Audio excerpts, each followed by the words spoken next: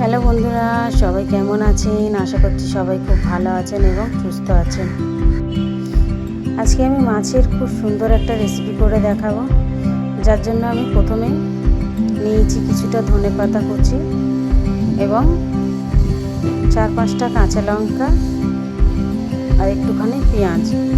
আপনারা পেঁয়াজটা একটুখানি বেশি বা কম দিতে পারেন, আর লঙ্কার পরিমাণটাও একটুখানি আপনারা আপনাদের মতো দিতে পারেন। এখানে আরও লঙ্কা দিয়েছিলাম, সেটা দেখানো হয়নি। এবারে আমি মাছটা আগে থেকে ম্যারিনেশন করে রেখেছি, যেটার মধ্যে লঙ্কার গুঁড়ো, হলুদ গুঁড়ো, জিরে মরিচ এবং লবণ দিয়ে আধা ঘন্টার মতো ম্যারিনেশন করা ছিল। এবার একটু সর্ষের তেল দিয়েও ম্যারিনেশন করা। এবার একটা কড়াইয়ের মধ্যে কিছুটা সর্ষের তেল নিয়েছি। তেলটাকে খুব ভালোভাবে গরম হলে এক এক করে আমি মাছগুলোকে সব ছেড়ে দেব।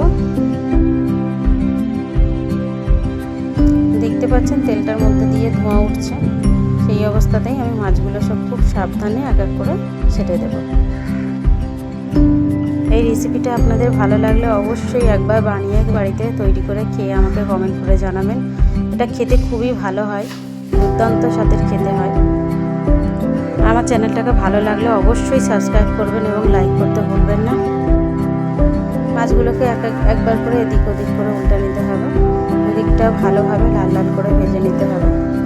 ভাজা হয়ে গেলে আমি সব মাছগুলো এবার এক এক করে তুলে নেব। মাছগুলো আমার খুব সুন্দর লাল লাল করে ভাজা হয়ে গেছে, আপনারা চাইলে হালকা ভাজতে পারেন। এবারে আমি ওই তেলের মধ্যে একটুখানি জিরে ফোড়ন দেবো ও একটা শুকনো লঙ্কা ফোড়ন দেবো। এবার ওই যেটা পেস্ট করে রেখেছিলাম ধনেপাতা, কাঁচা লঙ্কার, পেঁয়াজের, সেই পেস্টটাকেও তেলের মধ্যে দিয়ে দেবো। দিয়ে এবার হালকা হালকা করে নাড়তে হবে।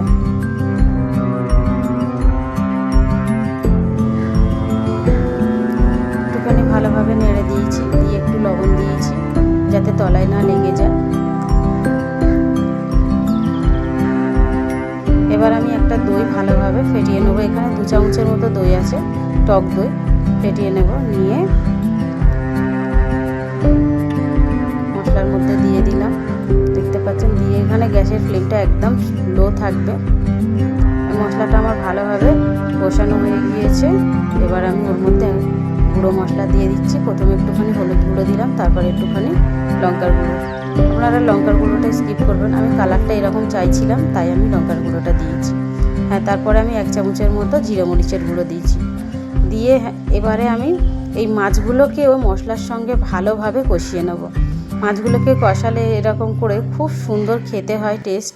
প্রথমে ঝোলের মধ্যে আমি দিলাম না, আজকে আমি মাছটাকে একটু অন্যরকম করবো বলে আমি মাছগুলোকেও মাংস যেরকম করে কষাই সেরকমভাবে মাছগুলোকেও কষিয়ে নেব। 1 মিনিটের মতো কষানো হয়ে গেলে এবার আমি অল্প করে ঝোল দিয়ে দেবো। আপনারা যদি ঝোল খেতে চান তাহলে অবশ্যই একটুখানি ঝোলটা বাড়িয়ে দেবেন। আমি এখানে ঝোল বেশি রাখবো না, সেই জন্য।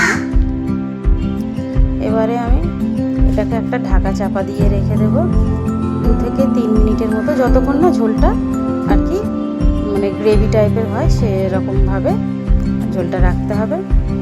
ওর মধ্যে একটুখানি লবণ দিয়ে দিলাম, আমার মনে হয়েছিল লবণটা একটু কম আছে। আরও একটুখানি গরম মশলার গুঁড়ো দিয়ে দিলাম। দিয়ে এবার একটা ঢাকা চাপা দিয়ে দেব।